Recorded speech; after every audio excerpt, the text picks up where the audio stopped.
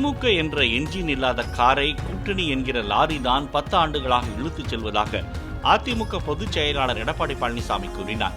மக்களை காப்போம், தமிழகத்தை மீட்போம் என்ற பிரச்சார பயணத்தின் ஒரு பகுதியாக திருவள்ளூர் மாவட்டம் கவரைப்பேட்டையில் பேசிய அவர், திமுக கூட்டணி லாரி தற்போது அடிக்கடி மக்கர் செய்வதாகவும், கூட்டணி நிலைக்குமா என்ற சந்தேகம் மக்களிடையே எழுந்துவிட்டதாகவும் குறிப்பிட்டார். திமுக என்ற என்ஜின் இல்லாத காரை 10 ஆண்டு காலமாக கூட்டணி என்கின்ற லாரி இழுத்து கொண்டு போய் கொண்டிருக்கிறது. இந்த லாரி மக்கர் பட்டது போ. காங்கிரஸ் கட்சி திமுக ஆட்சிக்கு வந்தா பங்கு கொடுக்க வேண்டும் என்று காங்கிரஸ் கட்சி சேர்ந்த நம்முடைய தமிழ்நாட்டினுடைய மேலிட பொறுப்பாளர் சொல்றாரு.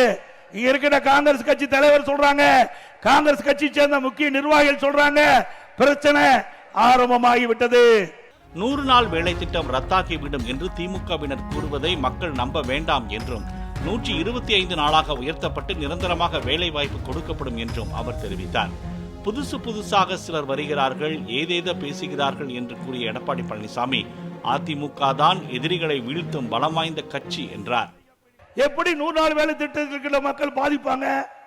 இப்படி வேண்டுமென்றே திட்டமிட்டு பொய்யான அவதூறான செய்தியை பரப்பி மக்களிடத்தில் குழப்பி அடுத்த ஆண்டு நடைபெறுகின்ற சட்டமன்ற பொதுத் தேர்தலில் அவருடைய வாக்குகளை பெறுவதற்காக திரு ஸ்டாலின் மாடல் அரசு எடுக்கின்ற நாடகம் என்பதை நீங்கள் எண்ணி பார்க்க வேண்டும். பிளே ஸ்டோர் மற்றும் ஆப் ஸ்டோரில் இருந்து பாலிமர் செயலியை QR கோடு மூலம் பதிவிறக்கம் செய்யுங்கள். செய்திகளை உடனுக்குடன் பெறுங்கள்.